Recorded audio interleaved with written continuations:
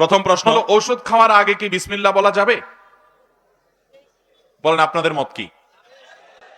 ওষুধ খাওয়ার আগে বিসমিল্লাহ বলা যাবে? কি বলে, বিসমিল্লাহ বলা যাবে? কেমনে বলা যাবে? বিসমিল্লাহ বললে না বরকত হয়? বিসমিল্লাহ বললে বরকত হয় না? তো ওষুধের সময় যদি বিসমিল্লাহ বলে তাহলে কিসে বরকত হবে?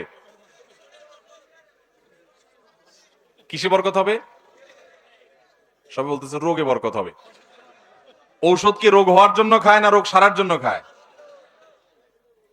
আমরাও ছোটবেলায় এরকম শুনেছি, মা চাচিরা ঔষধ খাওয়ার সময় বিসমিল্লাহ বললে বলতো যে, না না না না, ওষুধ খাওয়ার সময় বিসমিল্লাহ বলতে হয় না। আপনারা শুনছেন এরকম কথা যে ওষুধ খাওয়ার সময় বিসমিল্লাহ বলতে হয় না? কেন? কারণ তাহলে রোগে বরকত হবে। এটা ভুল কথা, এটা সঠিক কথা না। বিসমিল্লাহ যেহেতু বলতে নিষেধ করতেন এক সময় মুরব্বীরা, অনেক মুরব্বীরা, এই জন্য ওষুধ খাওয়ার একটা দোয়া বানায় নিছে, আল্লাহ শাফি আল্লাহ কাফি আল্লাহ মাফি। শুনছেন আপনারা এই দোয়া? আল্লাহ শাফি আল্লাহ কাফি আল্লাহ মাফি। মাফি মানে মুআফিন, মানে আল্লাহ সুস্থতা দানকারী, আল্লাহ যথেষ্ট, আল্লাহই আমাদেরকে আরোগ্য দিবেন, শান্তি দিবেন। কথা তো ঠিক আছে, কিন্তু ঔষধ পান করার জন্য এরকম আল্লাহ শাফি আল্লাহ কাফি আল্লাহ মাফি এরকম কোন দোয়া কোরআন হাদিসে কোথাও আসে? অতএব ওই যে ইসলামের নামে আপনি নকল জিনিস বানায় নিলে, নগদ টাকা দিতে না পারেন এটা একটা ব্যাপার, নকল টাকা দিয়ে যদি কিনতে যান তাইলে খবর আছে। অতএব আমল করতে না পারেন, কম করতে পারেন, সেটা একটা বিষয়, কিন্তু সুন্নতের নামে বেদাত আমল করবেন, ইসলাম নামে বেদাত আমল করবেন, তাহলে সবের পরিবর্তে বরং গুনাহ হতে। এমনিতে আল্লাহ শাফি আল্লাহ কাফি আল্লাহ মাফি, এটা মুআফিন, এটার অর্থ ভালো যে আল্লাহ তাআলা যথেষ্ট, সেটা ভিন্ন কথা। কিন্তু ঔষধ খাওয়ার দোয়া এটা না। অন্য সব কিছু খাওয়া বা পান করার আগে যেরকম বিসমিল্লাহ বলেন, ঠিক ঔষধ সেবনের সময় কি বলবেন? বিসমিল্লাহ, বাস। কারণ সব এটা তো খাচ্ছেন, পান করছেন, সকল খাওয়া পানের শুরুতে নবী সাল্লাল্লাহু আলাইহি ওয়াসাল্লাম বিসমিল্লাহ বলতে বলেছেন, সেই হিসাবে আপনি বিসমিল্লাহ বলবেন, যথেষ্ট। বিসমিল্লাহ বললে অসুখে বরকত হবে না, ইনশাআল্লাহ সুস্থতার মধ্যে বরকত হবে। তাহলে শুধু বিসমিল্লাহ পড়া যাবে তো ইনশাআল্লাহ? এরপরে প্রশ্ন হলো, ফরজ নামাজের সময় দোয়ায়ে মাসুরা না পড়লে নামাজ হবে কিনা? ফরজ নামাজের শেষ বৈঠকে আল্লাহুম্মা ইন্নী যালামতু নাফসি যুলমান কাসীরা দোয়ায়ে মাসুরা আছে। এখানে আরেকটা দোয়াও হাদিসে বর্ণিত আছে, আল্লাহুম্মা ইন্নী আউযু বিকা মিন আযাবিন নার ওয়া আযাবিল কবর ওয়া আউযু বিকা মিন ফিতনাতিল মাহইয়া ওয়াল মামাত ওয়া আউযু বিকা মিন শাররি ফিতনাতিল মাসিহিদ দাজ্জাল। অর্থাৎ আল্লাহ আপনার কাছ থেকে জাহান্নাম থেকে পানা চাই, কবর থেকে আযাব থেকে পানা চাই, এবং জীবন মরণের ফিতনা থেকে পানা চাই, দাজ্জাল আসবে কিয়ামতের আগে, তার ফিতনা থেকে পানা চাই। এই দোয়া নবী সাল্লাল্লাহু আলাইহি ওয়াসাল্লাম শেষ বৈঠকে করতেন। এখন কথা হলো, দোয়ায়ে মাসুরা যদি কেউ না পড়ে, ধরেন এত ব্যস্ত, সে এখন হঠাৎ করে ট্রেন ছেড়ে দিছে, নামাজ পড়তেছে, শেষ বৈঠকে আছে, কোন রকম আত্মীয়তা দূরত্বটা পড়েই সে এখন সালাম ফিরাতে চাচ্ছে, দোয়ায়ে মাসুরা পড়বে না, নামাজ হবে কিনা? উত্তর হলো হয়ে যাবে। কারণ দোয়ায়ে মাসুরা পড়াটা নামাজের ফরজ কিংবা ওয়াজিব নয়, বরং সুন্নত আমল। সুন্নত ছুটে গেলে নামাজ হয়ে যাবে। কথা কি বুঝাতে পারছি? কিন্তু ইচ্ছাকৃতভাবে অবশ্যই সুন্নত ছাড়া উচিত না। এরপরে প্রশ্ন হলো, নবীকে বিশ্ব নবী বলা যাবে কিনা? প্রায় এই প্রশ্ন দেখি অনেকেই করে, আমাদের নবীজি সাল্লাল্লাহু আলাইহি সাল্লামকে বিশ্ব নবী বলা যাবে কিনা? বিশ্ব নবী মানে কি ভাই? সারা পৃথিবীর? তো আমাদের নবীকে আল্লাহ তাআলা বলেছেন যে তোমাকে পাঠিয়েছি কাফাতুন নাস, সকল লোকদের কাছে, সকল মানুষের কাছে পাঠিয়েছেন আল্লাহ তাআলা আমাদের রাসূল সাল্লাল্লাহু আলাইহি সাল্লামকে। আগে অনেক নবী রাসূল ছিলেন, বিভিন্ন গোত্রের, বিভিন্ন বংশের, বিভিন্ন এলাকার, বিভিন্ন ভাষাভাষীর। আমাদের নবী করিম সাল্লাল্লাহু আলাইহি সাল্লাম তিনি হলেন সারা পৃথিবীর সকল মানুষের রাসূল, সকল মানুষের নবী। কাফাতিন নাসের কাছে আসছেন, তিনি সকল মানুষের কাছে আসছেন, যার কারণে সেই হিসাবে গোটা বিশ্বের সকলের নবী, সকলের রাসূল এটা বলা যায়, এটাতে কোনো অসুবিধা নাই। কিন্তু আবার তাকে আল্লাহ তাআলা রহমতুল লিল আলামিন বলেছেন।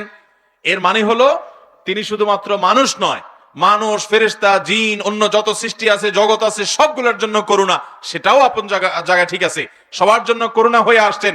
আর আল্লাহর পক্ষ থেকে দূত হয়ে আসছেন পৃথিবীর মানুষ এবং জিনদের কাছে। অতএব সেই হিসাবে তাকে সারা বিশ্বের জন্য রাসূল বা নবী বলাতে অসুবিধা নাই। পিতামাতা সন্তানের হক যদি আদায় না করে, তাহলে তাদের কি আল্লাহ তাআলার কাছে জবাব দিতে হবে? কোরআন এবং হাদিসের আলোকে জানতে চাই। ভাইরা আমার, আমাদের দেশে মা বাবার অধিকারের কথা বলা হয়, বেশি বেশি বলা হয়, এবং সেটা বলতেই হবে। কারণ আল্লাহর পরে, আল্লাহর রাসূল সাল্লাল্লাহু আলাইহি সাল্লামের পরে আল্লাহর জমিনে মা বাবার অধিকার হলো সবচাইতে বেশি। মা বাবার অধিকার হলো সবচাইতে কোরআনে কারিমে আল্লাহ তাআলা তার ইবাদত, তার গোলামি এবং দাসত্ব করার কথা বলার পর মা বাবার প্রতি সদাচরণ করতে বলেছেন, ঠিক না ঠিক? অতএব মা বাবার প্রতি যদি কেউ অসদাচরণ করে, বেয়াদবি করে, তাদের নির্দেশ না মানে, তাহলে সেক্ষেত্রে সে কবিরা গুনাহে লিপ্ত। অনেক যুবক আছেন যে মা বাবার সাথে যা তা ব্যবহার করেন। মনে রাখবেন, আপনি অনেক শিক্ষিত হয়েছেন, আপনার বাবা মা হয়তো শিক্ষিত না। আপনার হয়তো অনেক সেন্স আছে, তাদের সে সেন্স নাই। আপনি অনেক কিছু বোঝেন, তারা এত মায়ের পেজ বোঝে না। আপনাকে আল্লাহ অনেক পয়সা করে দিয়েছেন, তাদের হয়তো এটা নাই।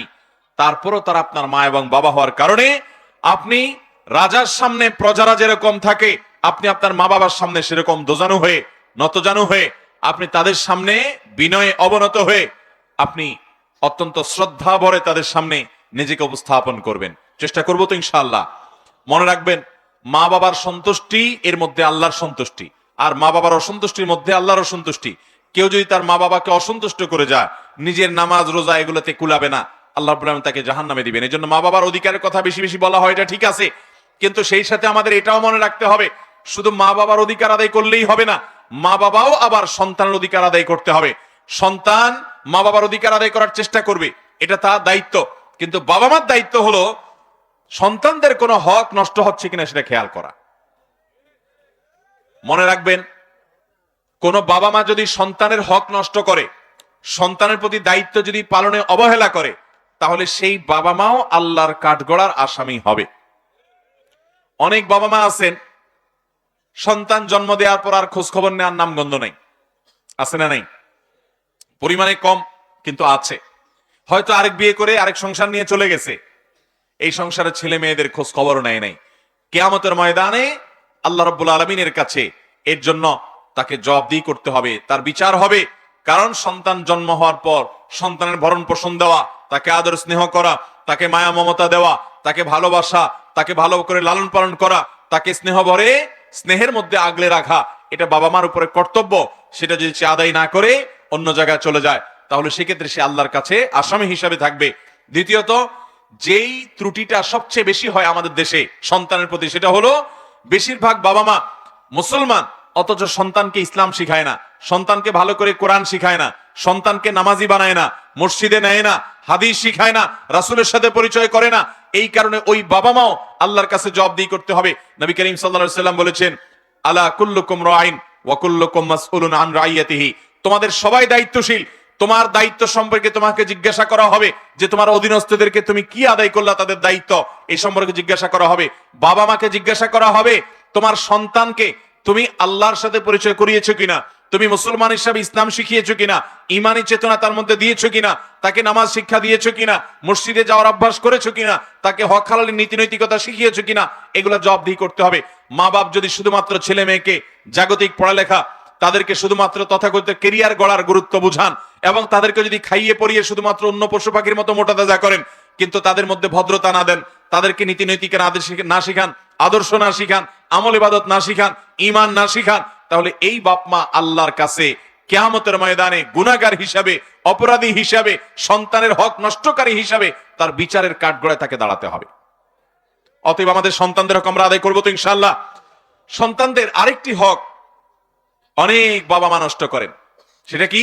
সেটা হলো, আল্লাহ তাআলা যখন কয়েকজন সন্তান দেন, কোন একটা ছেলেকে মহব্বত করে তার নামে জমি জমা লিখে দেন, বাকিগুলাকে মাহরুম করেন, বঞ্চিত করেন, আছে না নাই? এটাও সন্তানদের হক নষ্ট করা। নবী করিম সাল্লাল্লাহু আলাইহি ওয়াসাল্লাম পরিষ্কার ভাবে বলেছেন, ইত্তাকুল্লাহ ওয়াদিলু বাইনা আওলাদিকুম, তোমরা আল্লাহকে ভয় করো আর তোমাদের সন্তানদের মধ্যে সমতা বজায় রাখো, ইনসাফ করো, কোনো জুলুম করবা না। বিধায় আমরা সন্তানদের হক আদায় করতে হবে। কোন মা বাবা যদি সন্তানের হক নষ্ট করে, যেমন সন্তানকে কোরআন শরীফ শিখায় নাই, নামাজ শিখায় নাই, রোজা শিখায় নাই, আল্লাহর ভয় তাদের মধ্যে জাগ্রত করে নাই, অথবা সন্তানের ভরণ পোষণ দেয় নাই, খোঁজ খবর নেয় নাই, কিংবা তাদের মধ্যে সমতা বজায় রাখে নাই, একজনকে বেশি দিয়ে আরেকজনকে কম করছে, একজনের দিকে টানছে আরেকজনকে ঠেলছে, তাহলে সেক্ষেত্রে এই বাপ মারও বিচার হবে। এরপরে প্রশ্ন হলো, বিনা দাওয়াতে কোনো ব্যক্তি অংশগ্রহণ করলে তার জন্য জায়েজ হবে কিনা দাওয়াত খাওয়া? অতএব বিনা দাওয়াতে খাওয়া, ও বিনা দাওয়াতে যারা খায় তারা বলে ওইখানে আমার রিজিক আছে। এটা কোনো কথা রে ভাই? তুমি 2 নাম্বারই করবা, আবার মাসালা একটা বানাই নিবা, এটা তো খুব খারাপ কথা ভাই। তুমি বিনা দাওয়াতে খাইতেছো, এটা একটা অন্যায় করতেছো। তোমাকে দাওয়াত দেওয়া হয় নাই, তারপরেও খাচ্ছ, এর মানে হলো অনুমতি ছাড়া খাচ্ছ তুমি। এই অনুমতি ছাড়া চুপে চাপে অনেকে এরকম করে যে বিয়ের অনুষ্ঠান চলতেছে, তো সেখানে সুন্দর করে মেহমান সেজে যেয়ে বসে খেয়ে দিয়ে চলে আসতেছে। তো এরকম যদি করে, সিরিয়াস কথা যে এটা জায়েজ হবে, কারণ লা ইয়াহিল্লু মাল ইমরিইন মুসলিমিন ইল্লা বিতিবি নাফসি। নবীজি সাল্লাল্লাহু আলাইহি ওয়াসাল্লাম বলেছেন, কোন মুসলমানের কোন টাকা পয়সা, খাবার দাবার, জিনিসপত্র, কোনো কিছু এটা নেওয়া জায়েজ হবে না তার মনের সন্তুষ্টি ছাড়া। আপনাকে তো সে দাওয়াত দেয় নাই, দাওয়াত দেয় না মানে অনুমতি দেয় নাই খাওয়ার, আপনি যাই সেখানে চুপচাপে খেয়ে চলে আসলেন, তাহলে সেটা অবশ্যই আপনার জন্য নাজায়েজ হবে। তবে হ্যাঁ, কিছু কিছু ক্ষেত্রে এমন হয় যে আসলে দাওয়াতটা মৌখিকভাবে না দিলে কি হয়েছে, মৌনের সম্মতি আছে।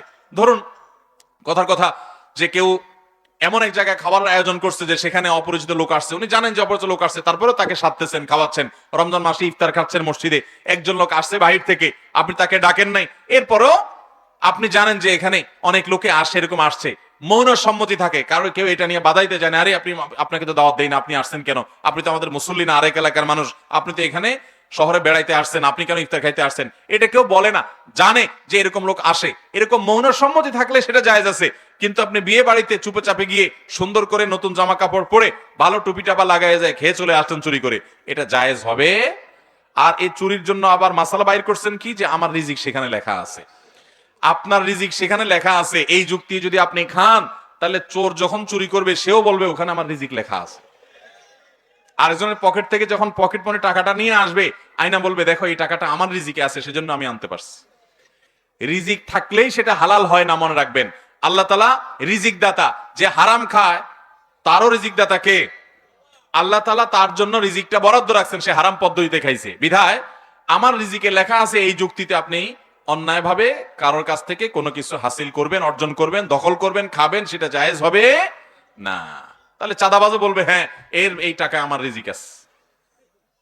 বুঝে আসছে কথা? মুফাসসিরিন ইকরাম রিজিকের সংজ্ঞায় বলেছেন, মানুষ যা খায় ভোগ করে সবই রিজিক। যে হালাল পদ্ধতি খায় তার জন্য এটা হালাল, আর যে হারাম পদ্ধতিতে ভোগ করে তার জন্য হারাম, কিন্তু সবগুলোই রিজিক যেটা সে ভোগ করে। বিধায় আপনার রিজিক লেখা আছে, বুঝলাম তো আপনি এখানে ভোগ করছেন। আপনি যদি একটা কথা মনে রাখেন, মানুষ যখন হারাম উপার্জন করে, হারাম খায়, সে যদি ওই জিনিসটা হারাম না খায়, তার রিজিকে যদি লেখা থাকে, তার ভাগ্যে যদি লেখা থাকে, এবং সে হারামটা যদি না করে, যে কোনো ভাবে হালাল উপায় তার কাছে আসবেই আসবে। আর যদি সে হারাম খেয়ে ফেলে, তাহলে ওই রিজিক যেটা হালাল ছিল, সে হালাল পর্যন্ত অপেক্ষা করে নাই, হারাম ভক্ষণ করেছে, এই জন্য তার শাস্তি হবে। এই জন্য ভাইরা আমার, কারোর বাড়িতে বা কারোর বিয়ের অনুষ্ঠানে অন্য কোথাও এরকম বিনা দাওয়াতে খাওয়া জায়েজ। কিন্তু ওই যে বললাম, বিনা দাওয়াতে খাওয়া জায়েজ হতে পারে তখন যখন যিনি দাওয়াত দিয়েছেন তার মৌন সম্মতি থাকে। ধরুন কথার কথা, এক জায়গায় দাওয়াতে আপনার দোস্ত গেছে, সাথে আপনাকে নিয়ে গেছে, এখন যিনি দাওয়াত দিয়েছেন উনি জানেন যে যাকে দাওয়াত দিয়েছি তার সাথে আরেকজন আসছে, তো তিনি বাধা যদি না দেন তাহলে এটা তার মৌন সম্মতি। কিন্তু আপনি চুপচাপে ওই যে বিয়ে বাড়িতে খেয়ে আসতে বেরোয় চলে আসতেছেন পান চাপাইতে চাপাইতে, টেরো পাই না যে আপনি দাওয়াতি মেহমান না, আপনি ছেলে পক্ষরও কেউ না, মেয়ে পক্ষরও কেউ না, দান্দাবাজি করে খায় আসলেন, সেটা কিন্তু জায়েজ হবে না। এরপরে প্রশ্ন হলো, মৃত ব্যক্তির জন্য মাইকিং করা ইসলামে কতটুকু জায়েজ আছে? কোন মানুষ মারা গেলে এই লোকটার জানাজা হবে, এটার জন্য তো আর জানাজার জন্য তো আজান নাই, একামত নাই, জানাজা হবে শুধুমাত্র এই ঘোষণা দিলেন মাইকে, এটা হতে পারে। কিন্তু এটা শোক প্রকাশ বা মাতমের অংশ হিসেবে যদি হয়, তাহলে সেটা জায়েজ নাই। কারণ কোন মানুষ মারা যাওয়ার পরে জাহিলি যুগের একটা অভ্যাস ছিল, লোক ভাড়া করত, লোক ভাড়া করে এনে কান্নাকাটি করাইতো। আমাদের কাছে এটা হাস্যকরী আসলে, কারণ আমাদের সমাজে এটা নাই। মহিলা ছিল কিছু, এখনকার যেরকম যেরকম ব্যান্ড পার্টি আছে না, ব্যান্ড পার্টি, আমরা ব্যান্ড পার্টি ভাড়া করে এনে হাসাহাসি করি, গান গাওয়াই, ফুর্তি করি, তাই না?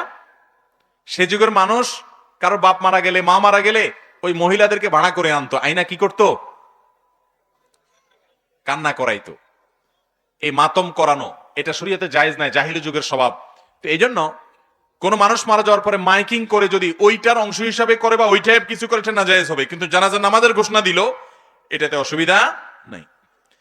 এরপরে প্রশ্ন হলো, একজন নিঃসন্তান বিভিন্নভাবে ট্রিটমেন্ট করে তিনি সন্তানের বাবা হতে পারছেন না, এরকম অবস্থায় সন্তান লাভের জন্য আল্লাহর কাছে কি আমল করবে? সন্তান লাভের জন্য আল্লাহ তাআলার কাছে দুটি আমলের কথা আমরা বলতে পারি। আল্লাহর দরবারে দুটি আমল করে দোয়া করবেন। একটা হলো ইস্তেগফার করবেন, ক্ষমা চাইবেন বেশি বেশি, আস্তাগফিরুল্লাহ ওয়া আতুবু ইলাইহি। তারপরে যে আপনার সাইয়্যিদুল ইস্তেগফার, আল্লাহুম্মা আনতা রাব্বি লা ইলাহা ইল্লা আনতা, এই ইস্তেগফারগুলো বেশি বেশি আল্লাহর কাছে মাফ চাইবেন বেশি বেশি করে, যাদের সন্তান না বেশি বেশি করে করবেন। কারণ হলো কোরআনে কারিমে সূরা নূহ আল্লাহ তাআলা বলেছেন যে আল্লাহ নবী নূহ আলাইহিস সালাতু ওয়াস সালাম তার জাতিকে বলেছেন, ফাকুল তাস্তাগফিরু রাব্বাকুম ইন্নাহু কানা গাফফারা ইউরসিলিস সামাআ আলাইকুম মিদরারা ওয়া ইমদিদুকুম বিআমওয়ালিন ওয়া বানিন ওয়া ইয়াজআল লাকুম জান্নাতিন ওয়া ইয়াজআল লাকুম আনহারা। আল্লাহ বলেছেন যে তিনি তার জাতিকে বলেছেন তোমরা বেশি বেশি ইস্তেগফার করো, তাহলে আল্লাহ তোমাদেরকে সন্তান সন্ততি দিয়া সমৃদ্ধ করবেন, সন্তান দান করবেন। এজন্য ইস্তেগফার করবেন এক। দ্বিতীয়ত হলো কয়েকটা দোয়া করবেন। আল্লাহর দুইজন নবীর কথা কোরআনে উল্লেখ করেছেন, ওনারা আল্লাহ তাআলার কাছে বার্ধক্য বয়সে সন্তান চেয়েছেন, সন্তান হওয়ার কথা না, দীর্ঘদিন হয় না, ওই অবস্থা আল্লাহ তাদেরকে সন্তান দিয়েছেন। তাদের একজন নাম হলো জাকারিয়া আলাইহিস সালাম, আরেকজন নাম হলো ইব্রাহিম আলাইহিস সালাম। জাকারিয়া আলাইহিস সালাম দুইটা দোয়া করেছেন, কোরআনে বর্ণিত আছে, এবং এই দোয়াগুলো করার পর আল্লাহ তাআলা তাকে ইয়াহিয়া নামে একটা সন্তান দিয়েছেন বার্ধক্যে। কেউ আশাই করে না যে তার সন্তান হবে। তার একটা দোয়া ছিল রব্বি লা তাযারনি ফারদা ওয়া আনতা খায়রুল ওয়ারিসিন, আল্লাহ আমাকে একা ছাড়বেন না, আপনি সর্বোত্তম ওয়ারিস। রব্বি লা তাযারনি ফারদা ওয়া আনতা খায়রুল ওয়ারিসিন। আরেকটা দোয়া হলো রব্বি হাবলি মিন লাদুনকা যুররিয়াতান তাইয়্যিবা ইন্নাকা সামিউদ দুআ, আল্লাহ আপনার পক্ষ থেকে আপনি আমাকে নেক সন্তান দেন, আপনি দোয়া শ্রবণ করেন। রব্বি হাবলি মিন লাদুনকা যুররিয়াতান তাইয়্যিবা ইন্নাকা সামিউদ দুআ। আর ইব্রাহিম আলাইহিস সালাম তিনি আল্লাহর কাছে দোয়া করছেন রব্বি হাবলি মিনাস সালিহিন, হে আল্লাহ আমাকে নেক সন্তান দান করেন। আল্লাহ তাকে ইসমাঈল আলাইহিস সালাম দান করছেন, এমন সন্তান দিয়েছেন তার বংশে আমাদের নবী মুহাম্মদ সাল্লাল্লাহু আলাইহি ওয়াসাল্লামের জন্ম হয়েছে। এই জন্য ভাইরা যাদের নেক সন্তান দরকার বা সন্তান হচ্ছে না, তারা রব্বি হাবলি মিনাস সালিহিন, রব্বি হাবলি মিন লাদুনকা যুররিয়াতান তাইয়্যিবা ইন্নাকা সামিউদ দুআ, রব্বি লা তাযারনি ফারদা ওয়া আনতা খায়রুল ওয়ারিসিন। এই তিন দোয়া করবেন দুইজন নবীর, আর ইস্তেগফার বেশি বেশি করবেন। আর মনে রাখবেন আল্লাহ তাআলা কাউকে বন্ধা রাখেন, সন্তান দেন না। সন্তান না দিয়া আল্লাহ তাআলা কখনো আমাদের প্রতি ইহসান করতে পারেন। একজনকে সন্তান দিয়েছেন বিকলাঙ্গ, অসুস্থ, সে মাজুর অথবা অমানুষ, কুলাঙ্গার, তাহলে ওই রকম সন্তান হওয়ার চাইতে না হওয়াটা আল্লাহ রাব্বুল আলামিনের ফয়সালাকে মেনে নিতে হবে, চেষ্টা করবেন। এরপর যদি না হয় আল্লাহর ফয়সালা মেনে নিতে হবে। রেজাবিল কাজ অনেক গুরুত্বপূর্ণ একটা বিষয়। যাদের মধ্যে এই আমলটা আছে আল্লাহ তাদেরকে নিষ্পাপ সন্তানের মতো গুনাহ মুক্ত করে দেন যদি কেউ আল্লাহর ফয়সালাকে মেনে নেয়। এরপরে প্রশ্ন হলো কোন প্রাণী একা জবাই করে কি খাওয়া জায়েজ আছে? একা কোন প্রাণী জবাই করা যায় কিনা? যেমন ধরেন মোরগ জবাই করবেন, পাও দিয়া হয়তো আপনি মুরগির পাও, তারপরে আপনার পর, এগুলাকে আপনি ধরে রাখলেন আর হাত দিয়ে টেনে ধরে আরেক হাত দিয়ে আপনি ছুরি দিয়ে জবাই করলেন, একা এক হাতে জবাই করলেন, জায়েজ আছে কিনা? উত্তর হলো জায়েজ আছে। আপনার পশু জবাইয়ের ক্ষেত্রে দেখতে হবে আপনি বিসমিল্লাহ বলবেন এবং তার যে রগগুলো আছে, কণ্ঠনালী আছে, রক্তনালী আছে, এগুলা কাটছেন কিনা, এই তিনটা রগ কাটছেন কিনা, এটা হলো দেখার বিষয়। এগুলা কেটে ফেলছেন, বিসমিল্লাহ বলছেন, এক হাতে করছেন না দুই হাতে করছেন কোনো ব্যাপার নেই। এই মুরগি জবাই নিয়ে অনেক কুসংস্কার আছে আমাদের দেশে। অনেকে মনে করে স্বামী স্ত্রী বা ভাই বোন ধরাধরি করে মুরগি জবাই করলে এটা উচিত না, ক্ষতি হয়, বা এক হাতে মুরগি জবাই করা যায় না, গোসল ফরজ হলে মুরগি জবাই করা যায় না, এগুলো সব মন গড়া কথা, এগুলোর কোনো ভিত্তি। ডান এবং বাম হাত আল্লাহর সৃষ্টি, কিন্তু ডান হাতকে শুভ আর বাম হাতকে খারাপ বলা হয় কেন? ভালো কথা, সবই তো আল্লাহ তাআলার সৃষ্টি। আপনি মলমূত্র ত্যাগ করছেন যে এটা কি শয়তানের সৃষ্টি? আল্লাহ তাআলা সবকিছু সৃষ্টি করেছেন, এমনকি শয়তানকেও সৃষ্টি করছেন কে? আল্লাহ।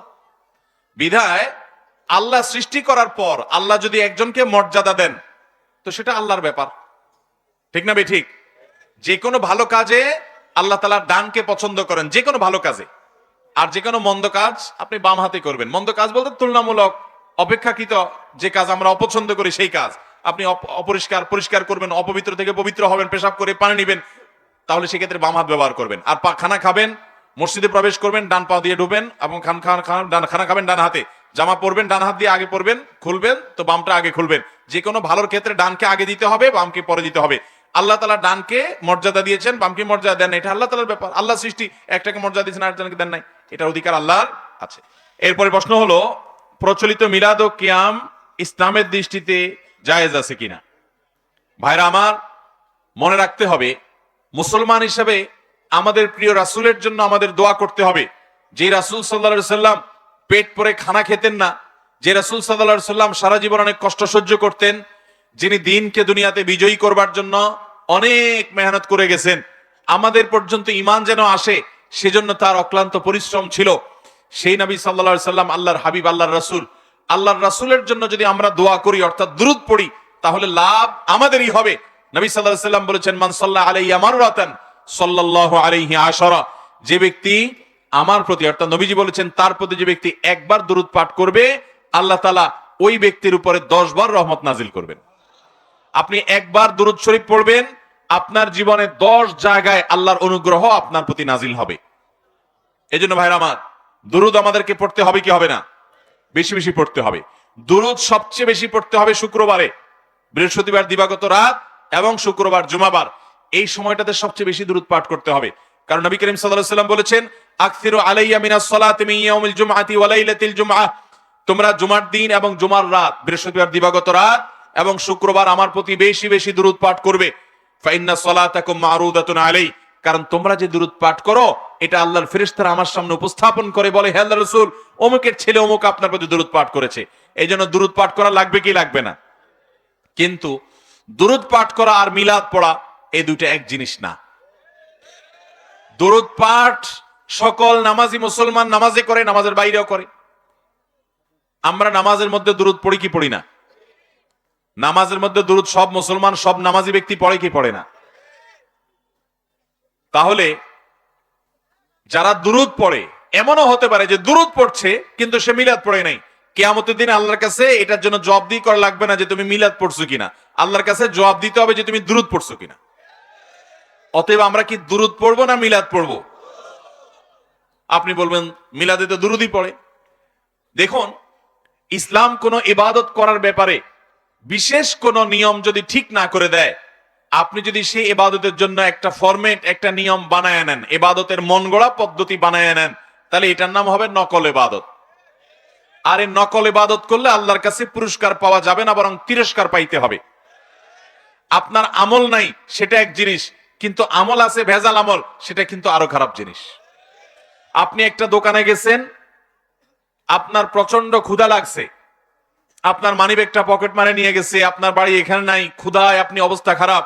দোকানে গিয়ে যদি বলেন, দোকানদার ভাই আমার এখানে মোবাইল মানিব্যাগ সব খোয়াই ফেলছি, আমার খুব ক্ষুধা পাইছে, আমি এখানে আসছি, এখন যেতে পারছি না, আল্লাহ একটা ব্যবস্থা করবে, এই মুহূর্তে আমি অনেক ক্ষুধার্ত, আপনি আমাকে একটা কেক, একটা রুটি অথবা এক বোতল পানি, একটু কিছু আমাকে দেন, একটা কলা দেন, আমি খাই। আমি আল্লাহ যদি বাঁচায় রাখে আপনার মোবাইল নাম্বার লিখে নিয়ে যাই, আমি বিকাশে, আমি নগদে, আমি রকেটে, আমি এমকেশে আপনার কাছে টাকা পাঠিয়ে দিব। এরকম যদি আপনি বলেন, কোন দোকানদারের মায়া হতেও পারে, হয়ে আপনাকে সে দিতেও পারে। অনেক দোকানদার হয়তো দিয়ে বলবে, ভাই এই টাকা দেওয়া লাগবে না, আপনি যেহেতু বিপদে পড়ছেন, হতে পারে কি পারে না। কিন্তু যদি আপনি একটা জাল 500 টাকার নোট নিয়া দোকানদারকে ওইটাকে পেঁচাইয়া মুসরাইয়া ধরায় দিছেন, আর ওই যে কেক কলা ইত্যাদি কিনছেন, দোকানদার যদি টের পেয়ে যায় আপনি চালাকি করে এই নকল নোট তারে ঢুকাই দিছেন, তাহলে দোকানদার টের পাওয়ার পরে সে কি করবে? থানায় ফোন করবে না? থানায় ফোন করবে না? পুলিশ কল করে বলবে যে নকল টাকার কারবারি পাইছি, একটা জলদি আসেন। এই লোকটারে নিয়ে থানায় ধরাই দিবে না? কারণ তার কাছে কি পাওয়া গেছে। তাহলে কারোর কাছে টাকা নাই, তারপরেও বেচারা, যার কাছে টাকা আছে সে তো সদাই কিনে খেতে পারে, কিন্তু কারোর কাছে টাকা না থাকলেও সে সদাই পাইলেও পাইতে পারে। কিন্তু যদি নকল টাকা থাকে তাহলে সদাই পাওয়া তো দূরের কথা, মায়ের পিঠে পড়বে। ঠিক একইভাবে কারোর কাছে নেকামল থাকলে কিয়ামতের ময়দানে সে আল্লাহর কাছে জান্নাত পাবে, কিন্তু কারোর নেকামল নাই, কম আছে, আল্লাহ যদি অনুগ্রহ করেন তাকে আল্লাহ জান্নাত দিতেও পারেন। কিন্তু কেউ যদি ওই যে নকল আমল নিয়ে হাজির হয়, তো নবী সাল্লাল্লাহু আলাইহি সাল্লাম বলেছেন, কুল্লু বিদআতিন দালালা ওয়া কুল্লু দালালাতিন ফিন্নার, সকল বেদাতই হলো গোমরাহি, আর সকল গোমরাহির ঠিকানা জাহান্নাম। অতএব আমরা বেদাত থেকে বেঁচে থাকবো তো ইনশাআল্লাহ। দুরূদ পড়বো, কিন্তু দুরূদ পড়ার জন্য নিজের মন গড়া পদ্ধতি আমাদের অনেক ভাইরা বানিয়ে নিয়েছেন। ওনারা মহব্বতে, রাসূলের মহব্বতেই করেছেন সাল্লাল্লাহু আলাইহি সাল্লাম, কিন্তু রাসূল সাল্লাল্লাহু আলাইহি সাল্লামের মহব্বতে, রাসূল সাল্লাল্লাহু আলাইহি সাল্লামের কথার বাইরে গেলে, তার কথার মধ্যে সংযোজন বিয়োজন করলে, বাড়াবাড়ি ছাড়াছাড়ি করলে, সেটার কারণে রাসূল সাল্লাল্লাহু আলাইহি সাল্লাম খুশি হবেন না, আল্লাহও খুশি হবেন না, বরং হাদিস বলছে বেদাত করার কারণে জাহান্নামে যাওয়া লাগতে পারে। অতএব আমরা দুরূদ পড়বো। নবী করিম সাল্লাল্লাহু আলাইহি সাল্লামের জীবনী আলোচনা করার দরকার, বিভিন্ন সময় তার সিরাত আলোচনা করতে হবে, সেটাও করব। কিন্তু মনে রাখবেন, দুরূদ পাঠ করার জন্য একত্রিত হয়ে সবাইকে ডেকে ঘর উদ্বোধন করবেন, দুরুদ লাগবে। গাড়ি ঠিক উদ্বোধন করবেন, দুরুদ লাগবে। নতুন জমি আপনি সেখানে কাজ করবেন, দুরুদ লাগবে। এরকম বিভিন্ন জায়গা মিলাদের যে আয়োজন হয়, এগুলা ইবাদত যতটা মনে করে করে, এর চাইতে বেশি হলো আমাদের হুজুরদের অনেক ক্ষেত্রে ব্যবসা। আপনি যেই কোনো কাজে যাবেন, আপনি আমাকে দাওয়াত দিতে হবে, আমাকে দাওয়াত দিতে হবে, হুজুর ডাকতে হবে। হুজুর ডেকে আপনার ওই কাজটা করে দিবে, বিনিময়ে হুজুর টাকা পয়সা পকেটে নিয়ে চলে আসবে। অথচ ইসলাম আমাদেরকে শিখাইছে, আল্লাহ বলেছেন উদউনি আস্তাজিব লাকুম। হুজুরদের কাছে দোয়া 100 বার চাইবেন, ইমাম সাহেবের কাছে দোয়া চাইবেন, খতিব সাহেবের কাছে দোয়া চাইবেন, ওনাদেরকে এমনি হাদিয়া তোফা দিবেন, আলেম ওলামাদেরকে দিবেন, আল্লাহ খুশি হবে।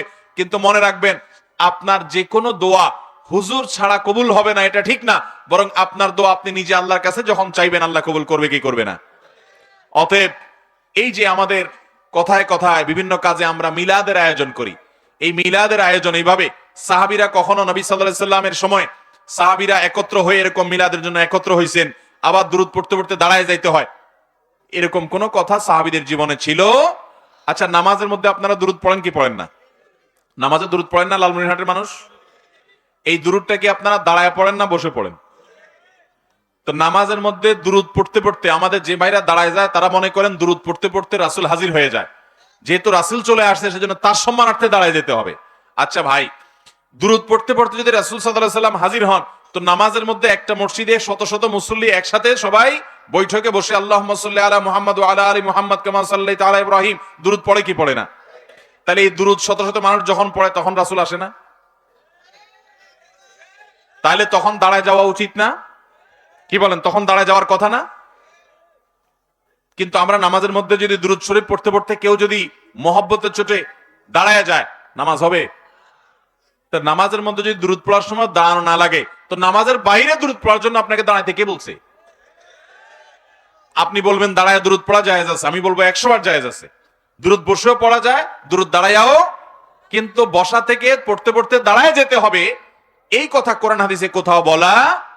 সাহাবীরা এবং খোদ নবী করিম সাল্লাল্লাহু আলাইহি সাল্লাম দুরূদ পাঠ করেছেন, কিন্তু দুরূদ পাঠ করতে করতে বসা থেকে সবাই দাঁড়ায় গেছেন, এরকম একটা জাল হাদিসও দুনিয়াতে নেই। আল্লাহ তাআলা আমাদেরকে সুন্নাত অনুসরণ করার তৌফিক দান করুন, বিদআত থেকে বেঁচে থাকার তৌফিক দান করুন।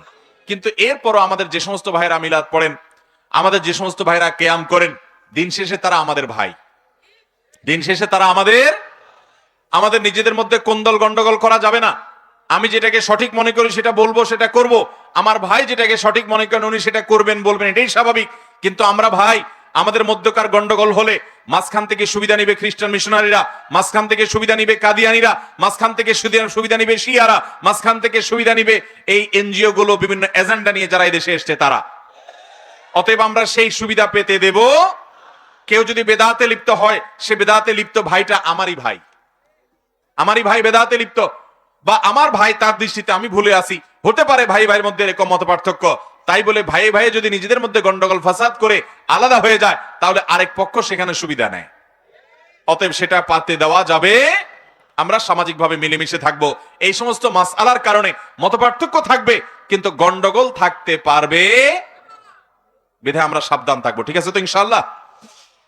এরপর প্রশ্ন হলো, কোন মানুষ মারা গেলে 3 দিন 7 দিন ও 40 কোরআনের আলোকে বুঝিয়ে দিলে উপকৃত হতাম, মানে এগুলা করা যাবে কিনা?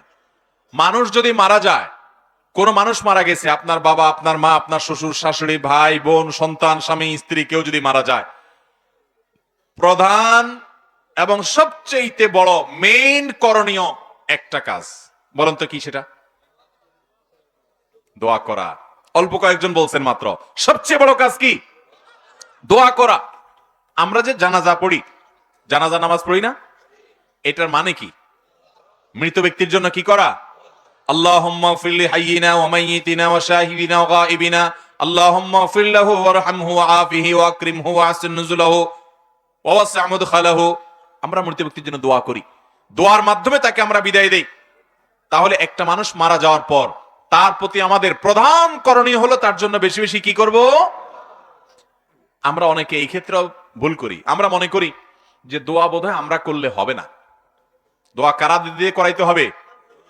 ইমাম সাহেব বা হুজুরদেরকে দিয়ে করাইতে হবে। অবশ্যই আপনি হুজুরদের কাছে দোয়া চাইবেন, বলবেন, হুজুর আমার বাবা আমার মা মারা গেছেন, আপনি একটু আল্লাহর কাছে হাত তুলে দোয়া করেন। আপনি নেককার মানুষ, আমলদার মানুষ, আপনার দোয়াটা হয়তো বেশি কবুল হবে, আপনি সে দোয়া করাবেন, এতে কোনো দোষ নাই, এটা ভালো। সাহাবীরা নবী সাল্লাল্লাহু আলাইহি ওয়াসাল্লামের কাছে দোয়া চাইছেন, কিন্তু মনে রাখবেন দোয়া আপনি চাইবেন, তার চাইতে বেশি দোয়া আপনাকে করতে হবে নিজে। এদেশে বেশিরভাগ মানুষ মা বাবা মারা যাওয়ার পরে নিজে একটু হাত তুলে 5-10 মিনিট আল্লাহর কাছে চোখের পানি ফেলে কেঁদে কেঁদে দোয়া চাইতে জানে না, ঠিক না ঠিক? অতএব মা বাবা মারা গেলে আমাদেরকে দোয়া চাইতে হবে কি হবে না, এবং দোয়া করতে হবে তার চাইতে আরো বেশি। মানুষের কাছে দোয়া চাইবো যে আপনি করবেন, আর নিজে আরো বেশি দোয়া করব, দোয়াটা মৃত ব্যক্তির জন্য উপকারে আছে। নবী করিম সাল্লাল্লাহু আলাইহি ওয়াসাল্লাম বলেছেন, হাদিস শুনেন, ইদা মাতাল ইনসান, মানুষ যখন মারা যায়, ইনকাতা আনহু আমালু, তার সমস্ত আমলের দুয়ার বন্ধ হয়ে যায়, তবে 3টা আমলের দুয়ার খোলা থাকে। এর ভিতরে একটা হলো, সে যদি উপকারী কোনো জ্ঞান রেখে যায়, কাউকে কিছু শিখিয়ে যায়, তাহলে সে এই জ্ঞান শিখবে, আরেকজনকে শিখাবে, এর মাধ্যমে ওই মৃত ব্যক্তি সওয়াব পেতে থাকে। আর দ্বিতীয়ত হলো সাদকায়ে জারিয়া, আপনি একটা টিউবওয়েল দিয়ে গেলেন কোথাও গেড়ে, মসজিদে, মাদ্রাসায়, স্কুলে, কলেজে, রাস্তায় ঘাটে, পাবলিক প্লেসে, এই টিউবওয়েলের পানি যতদিন মানুষ পান করবে, আপনি কবরে শুয়ে শুয়ে আপনার আমলনামা অ্যাকাউন্টে সওয়াব যুক্ত হতে থাকবে। ঠিক একইভাবে আপনি যত রকমের সাদকা জারিয়া করেছেন, রাস্তা কালভার্ট করে দিয়েছেন, একটা গরিব মানুষকে সেলাই মেশিন কিনে দিয়েছেন, রিকশা কিনে দিয়েছেন, বিভিন্ন উপকার করেছেন, যতদিন এটা থাকবে ততদিন পর্যন্ত আপনার আমলনামায় সওয়াব লেখা হতে থাকবে। 3 নম্বর হলো আওয়ালাদুন সালিহ ইয়াদউলা, নেক সন্তান। আপনি যদি ভালো ছেলে মেয়ে রেখে যান, যে ছেলে মেয়ে চোখের পানি ফেলে আপনার জন্য দোয়া করবে, সেটা আপনার উপকারে আসবে। এই হাদিস থেকে প্রমাণ হলো আমাদের মৃত ব্যক্তিদের জন্য আমাদের সবচেয়ে বেশি করতে হবে যে কাজ, সেটার নাম হলো কি, এটা তাদের সবচেয়ে বেশি উপকারে আসবে। দোয়ার পাশাপাশি তাদের পক্ষ থেকে দান সাদকাও করতে পারেন। গরিব দুঃখীকে দান সাদকা করেন, মসজিদ মাদ্রাসায় দান সাদকা করেন, সাদকা জারিয়ামূলক খাতে দান সাদকা করেন। কিন্তু ভালো করে শুনে রাখেন, কোন মানুষ মারা যাওয়ার পর 3 দিন, 7 দিনা, 40 দিনা, কুলখানি, এরকম নামে বেনামে যত রকমের ভোজন অনুষ্ঠানের আয়োজন আমাদের দেশে হয়ে থাকে, এগুলো করার কথা কোরআন হাদিসে কোথাও বলা হয় নাই। আমরা কোরআন হাদিসের বাইরে মন গড়া কোনো কাজ করলে, একটু আগে যেটা বললাম, সওয়াবের পরিবর্তে আরো কি হতে পারে। আমি বহু জায়গায় এটা বলেছি, আপনারা যারা যুবকরা, যাদের কাছে স্মার্টফোন আছে, নেট কানেকশন আছে, গুগলে গিয়ে শ্রাদ্ধ লিখে সার্চ দেন বাংলায়, তাহলে বেসরপালা আকার, দয় পিঠে বড় ধ, শ্রাদ্ধ লিখে সার্চ দেন। দেওয়ার পরে যে সার্চ রেজাল্ট আসবে, ক্লিক করে করে দেখেন কাকে বলে। শ্রাদ্ধ হলো আমাদের হিন্দু ভাই বোনরা, তাদের ধর্ম, তাদের ধর্মমত, তাদের ধর্ম তারা পালন করুক, তাদের ব্যাপার। বিশ্বাস অনুযায়ী, তাদের ধর্মমত অনুযায়ী কোন মানুষ মারা গেলে আত্মীয় স্বজন এলাকাবাসীকে না খাওয়াইলে, তাদের ধর্মমতে তারা মনে করে স্বর্গে ওই লোকের খাবার দেয়া হয় না। ইসলামে এরকম কোনো কথা বলা, যার কারণে এই মানুষ মারা যাওয়ার পরে জিয়াফত, মেজবানি, 3 দিনা, 7 দিনা, 40 দিনা, কুলখানি যেসব অনুষ্ঠান হয়, এগুলো সবগুলো আসছে ওই শ্রাদ্ধ থেকে। আচ্ছা, আমাদের নবীজির ওয়াফাতের পর মক্কাতে কত হাজার মানুষ খাওয়াইছে সাহাবীরা, বলতে পারবেন? একটা জাল হাদিস খুঁজে নিয়ে আসেন তো। আবু বকর সিদ্দিক রাদিয়াল্লাহু তাআলা আনহু মারা যাওয়ার পর ইসলামের প্রথম খলিফা, সাহাবীরা কত হাজার মানুষ খাওয়াইছে? তাহলে আমরা ইসলামের নামে এই ধরনের বিদআত থেকে বেঁচে থাকবো ইনশাআল্লাহ। আমাদেরকে বেঁচে থাকার তৌফিক দান করুন। ভাইরা আমার, আপনার বাবা মারা গেছেন, আপনি দান করতে চান, খুব ভালো কথা, করতে পারেন। আপনি একটা গরিবের বাসায় 1 বস্তা চাউল কিনে দেন, আপনি একটা গরিবের একটা দিনের বাজার করে দেন, একটা গরিবের ছেলের স্কুলে যাওয়ার বই পুস্তক কিনে দেন, খাতা কলম কিনে দেন, তাকে নগদ কিছু টাকা পয়সা দেন, একটা মাদ্রাসায় গিয়ে মাদ্রাসায় এতিমখানা, গরিব বাচ্চাদের একবেলা খানা দেন, তাদেরকে কিছু বাজার করে দেন। আপনি বিভিন্নভাবে দান করতে পারেন। কিন্তু এই যে জিয়াফত, আচ্ছা বলেন তো, পুরা মানুষজন দাওয়াত দিয়ে, শামিয়ানা টাঙ্গিয়ে, এরকম ডেকোরেশন ভাড়া করে, গরু জবে করে, ছাগল জবে করে খাবারের যে আয়োজন হয়, এই আয়োজনগুলো সাধারণত মানুষ খুশি হইলে করে না দুঃখ পাইলে করে? খুশির সময় না করে? একজন বিয়ে করেছে, আস্ত একটা বউ ঘরে তুলে নিয়ে আসছে, খুশির চোটে অলিমা খাওয়ায়, ঠিক না ঠিক? আরেকজনের ছেলে হয়েছে, মেয়ে হয়েছে, খুশির চোটে আকিকা খাওয়ায়। আরেকজনের রেজাল্ট ভালো হয়েছে, পরীক্ষা ভালো ফলাফল করছে, চাকরি পাইছে, খুশির চোটে সবারই মিষ্টি খাওয়ায়, ঠিক না ঠিক? তা আপনার বাবা মা মারা গেছে, আপনি পুরো এলাকা মানুষ ডেকে খাওয়াচ্ছেন, আপনি কি খুশি?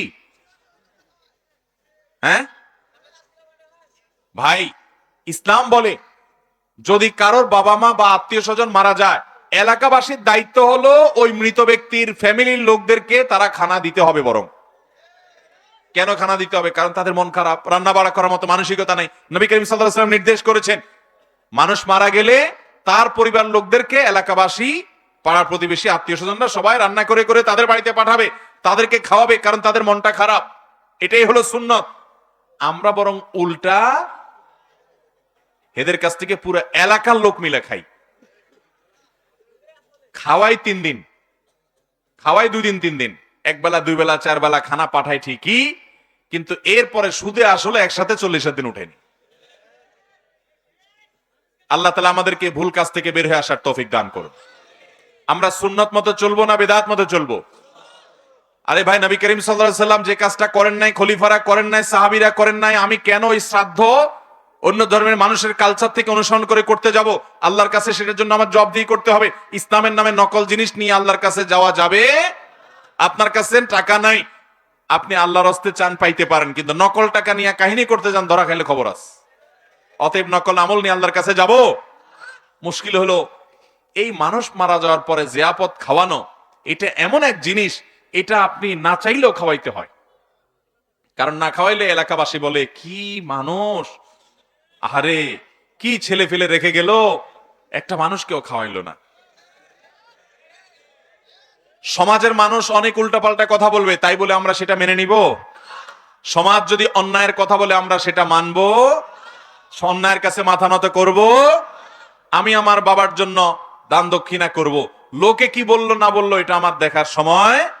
অতএব সমাজটাকে বেদাত মুক্ত করতে হবে, সুন্নত দিয়ে সাজাতে হবে ইনশাআল্লাহ। প্রশ্ন হলো, আমি ওয়াজ মাহফিলে ভিডিও করে থাকি, এই জন্য ছোট বক্তাদের কাছ থেকে টাকা নিয়ে থাকি, এটা কি নেওয়া জায়েজ হবে? কে প্রশ্নকারী ভালো লোক? হ্যাঁ, এটা ভালো বলছো তুমি। প্রশ্নকারী লোকটা ভালো লোক, যে সে কোন লুকোছাপা করে নাই, জানতে চাইছে। ভাই, ইউটিউবারদের প্রশ্ন, হ্যাঁ, ইউটিউবাররা ছোট ছোট বক্তাদের থাকে টাকা নেয়, মানে কি? টাকা নিয়ে কি করে? ও ভাইরাল করে যে হুজুর টাকা দেন, আপনারা কি করব? হায় হায় হায় হায়, হুজুর ওয়াজ করতেছে ভাইরাল হওয়ার জন্য, আবার টাকা দিচ্ছে। আর ইউটিউবারও টাকা নিয়ে হুজুরে ভাইরাল করে উপরে তুলতেছে। অনেক ইউটিউবার অনেক এরকম হুজুরদেরকে নাকি বলে যে হুজুর টাকা দেন, আপনারা উপরে তুলে দিব। তো বেশি উপরে তুললে ওখান থেকে পড়লে হাড্ডি কিন্তু একটাও থাকবে না। ভাইরা আমার, এইভাবে চটকদার থাম্বনেল দিয়ে মিথ্যা কথা লিখে, বানোয়াট করে, এটা সেটা লিখে আপনার এই সমস্ত ধান্দাবাজি করা, আর বিশেষ করে যে সমস্ত এরকম, যদি কোনো হুজুর কোনো বক্তা এরকম করে, আদৌ আল্লাহ জানে এরকম কেউ করে কিনা, যদি কেউ করে তাহলে সেই হুজুরের জন্য এটা করা কখনোই কোন অবস্থাতে একজন আলেমের শান এটা হতে পারে যে সে ইউটিউবার ভাড়া করবে, কৃত্রিম ভাবে নিজের এই সমস্ত ফুটানোর চেষ্টা করবে। আল্লাহ তাআলা আমাদেরকে আল্লাহকে সন্তুষ্ট করার জন্য ইখলাসের সাথে কাজ করার তৌফিক দান করুন। এরপর প্রশ্ন হলো, একটা মেয়ের কাবিন করে রাখার পর কি তার সাথে কথাবার্তা বলা যাবে? কাবিন করার পর কথাবার্তা বলবেন, কাবিন মানে কি? কাবিন মানে যদি হয় আকদ হয়েছে, অর্থাৎ এক পক্ষ প্রস্তাব দিচ্ছে, আরেক পক্ষ কবুল বলছে, দুইজন সাক্ষীর সামনে, তাহলে তো বিয়ে হয়ে গেছে। এবং যদি রেজিস্ট্রি অফিসে কাজী সাহেব এসে লেখাপড়া করেন, সেখানে সাক্ষী উভয় পক্ষ, সাক্ষীরা সাক্ষ্য দেন, এবং সেখানে ওই যে মুখে ইজাব কবুল প্রস্তাব সম্মতি হয়, বিয়ে হয়ে গেছে। এরপরে তারা স্বামী স্ত্রীর মতো আলাপ সালাপ করতে অসুবিধা নাই। কিন্তু এঙ্গেজমেন্ট যেটার নাম দিছেন আপনারা, আংটি পরায় রেখে দেন, এরপরে ইটিস পিটিস করেন, সেটা কিন্তু জায়েজ হবে না। সেটা কি হবে না? জায়েজ হবে। আপনি হয় আকদ পড়ায় ফেলবেন, হুজুর এনে ছেলে পক্ষ প্রস্তাব দিবে এত টাকা মহর বিনিময়, অথবা মেয়ের পক্ষ প্রস্তাব দিবে, অপর পক্ষ ঠিক আছে আমরা কবুল করবো, দুজন সাক্ষীর সামনে করবেন, কাহিনী শেষ। শুনেন, সহজ করে বিয়েটাকে। অনেক বাবাজিরা আছেন ছেলে মেয়েকে বিয়ে করার না বুড়া বানায় ফেলাচ্ছেন। আপনারা এই সব জায়গায় যুবক পোলাপানের ঠিক ঠিকের ছোট কথাই বলা যায় না, এদের দুঃখটা বোঝার চেষ্টা করেন বাপ চাচারা। দেখছেন পোলাপানের আর্তনাদ? আল্লাহ আমাদের চাচা চাচিদেরকে হেদায়েত দান করুক, পোলাপানের উপযুক্ত হওয়ার পরে যেন বিয়ে বিলম্ব না করে, ওনারা সেই তৌফিক দান করুক। পোলাপানের দুঃখ আল্লাহ তাআলা ওনাদেরকে বুঝার তৌফিক দান করুক। যত রকমের ফিতনা কলেজে, ইউনিভার্সিটিতে, রাস্তাঘাটে, মার্কেটে যুবকরা চরিত্র ঠিক রাখতে পারে না, তাদের বিয়ে ছাড়া চরিত্র ঠিক রাখা যাবে। কিন্তু ধরেন কথার কথা, ছেলেটা এখনো আরো অনেক পড়াশোনা করবে, সামনে অনেক কাজ বাকি আছে, কিন্তু আপনি এই মুহূর্তে বিয়ে করায় সংসার তারে ধরাইতে চাচ্ছেন না। একটা সহজ বুদ্ধি বলি, সহজ বুদ্ধি হলো, উপযুক্ত মেয়ে, ভালো মেয়ে পাইছেন অথবা মেয়ের জন্য ভালো ছেলে পাইছেন, একজন আলেম এনে দুই পক্ষ কথা পাকাপাকি করে প্রস্তাব এবং সম্মতি দিয়ে আগদোটা পড়ায় দেন। আগদো পড়ায় দিয়ে বলেন, দুইজন দুইজনের জায়গায় থাকো, মেয়ের মেয়ের বাড়িতে থাকো, ছেলে ছেলের বাড়িতে থাকো, তোমরা তোমাদের কাজ কাম করো, আগে থাকো। উঠায় নেওয়া যেটাকে বলে, এই উঠায় নেওয়াটা 1 বছর 2 বছর 6 মাস পরে হবে। তোমরা আপাতত ওই যে স্বামী স্ত্রী যেতে হয়ে গেছো, ইজাব কবুল প্রস্তাব হয়ে গেছে, আগদো হয়ে গেছে যেহেতু, অতএব তোমরা একে অন্যের সাথে আলাপ সালাপ করতে পারো, ইনবক্সে চ্যাটিং করতে পারো, ডেটিং করতে পারো, উঠা বসা করতে পারো, এগুলো বৈধ। পোলাপেন তো এমনি আকাম করবে, তার চেয়ে এটা বৈধভাবে হোক। বুঝেন নাই কথা? বাপমা যদি বুদ্ধিমান হয় তাহলে সব সমস্যার সমাধান হয়ে যায়, কোনো ব্যাপার না। আল্লাহ আমাদের মুরব্বীদেরকে হেদায়েত দান করুন। আমি প্রায় সব জায়গায় বলার চেষ্টা করি, মুরব্বীরা যারা আছেন, আপনারা বেশিরভাগ বিয়ে করছেন অনেক ছোট থাকতে। আপনাদের বাপমারা আপনাদেরকে বিয়ে করাইছে 18-20 বছর বয়সে, অনেককে তো আরো আগে করাইছে। তখন এত আগে বিয়ে না করাইলেও চলতো। তখন এত ফেতনা, ফেসবুক ছিল না, টিকটক ইউটিউব ছিল না, স্মার্টফোন ছিল না। এখন যুবকদের চরিত্র বাঁচাতে পারে না, বেচারা অনেক কষ্টে আছে। আপনার বাপে আপনারা যদি ছোট বয়সে বিয়ে করে, আপনার ছেলেকে উপযুক্ত হওয়ার পর দেরি না করে আপনার বিয়ে করানো উচিত। না হলে ছেলে বা মেয়ে যত আকাম কুকাম করবে, আপনিও গুনাহগার হবেন। অনেক মুরব্বীরা আছে জানেও না যে পোলাপান কোন কোন গলিয়ে ঘুরে বেড়ায়। আর যারা এতক্ষণ ঠিক ঠিক করতেছেন, এবার আপনাদের দড়ি আসেন, এই লম্বা লম্বা ঠিক ঠিক না করে কাজে কামে লাগেন। এটাও ঠিক, মাহফিল এমন একটা জায়গায় যায় বলে এটাই ঠিক। আরে ভাইয়েরা, যুবকরা পয়সা কামানো লাগবে না? আমি ছাত্র জীবন থেকে উপার্জন করি আলহামদুলিল্লাহ। এখন অনেক পোলাপান আছে বাপমার ঘাড়ে উপরে খাইতে খাইতে শেষ, আবার বিয়ে করে আরেকটা এনে ওইটারে দিয়েও খাওয়াবে।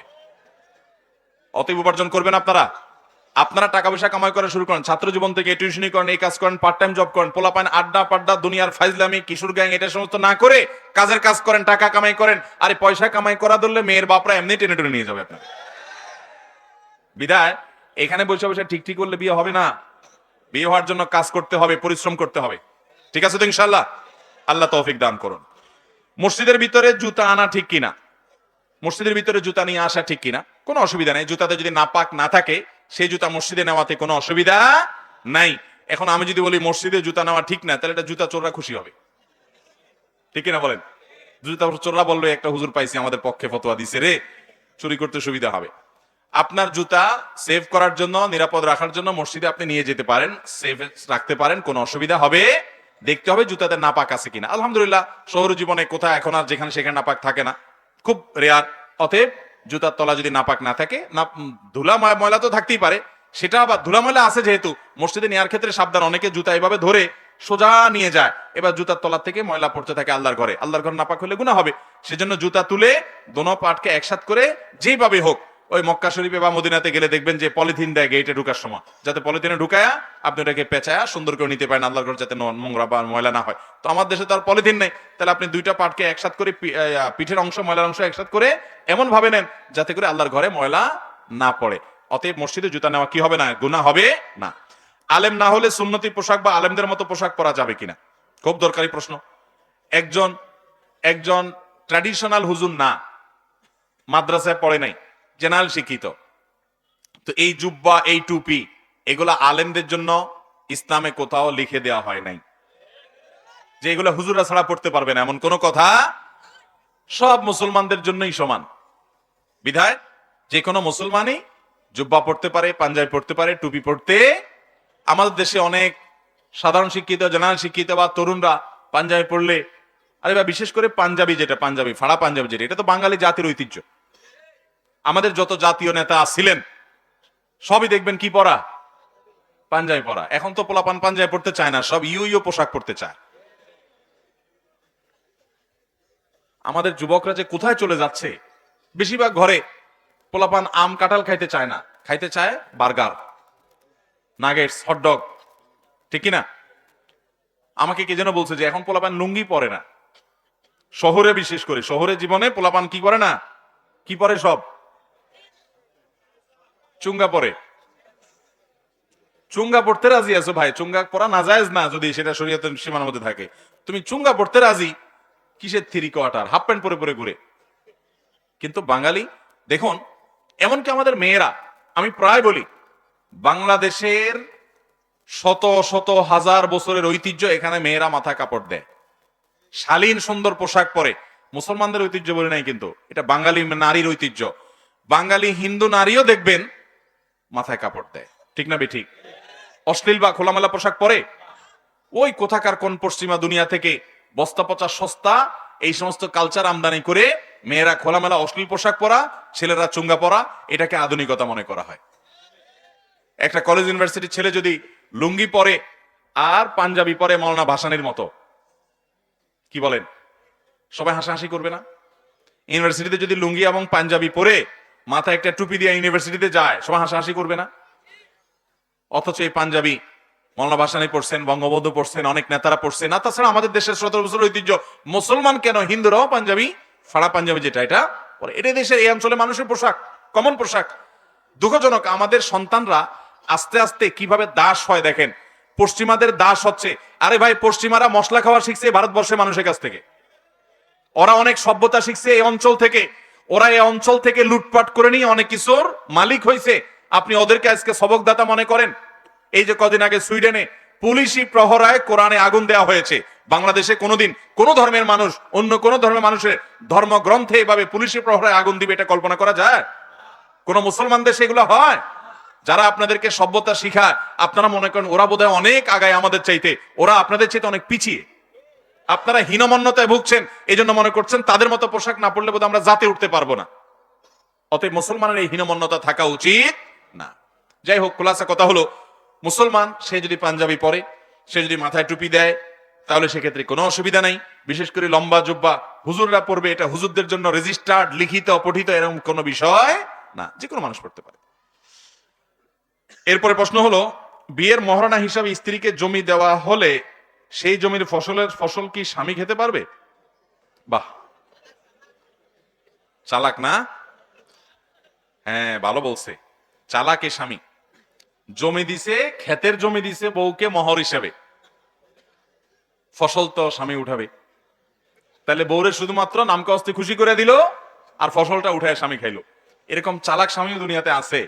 বউয়ের সাথে চালাকি।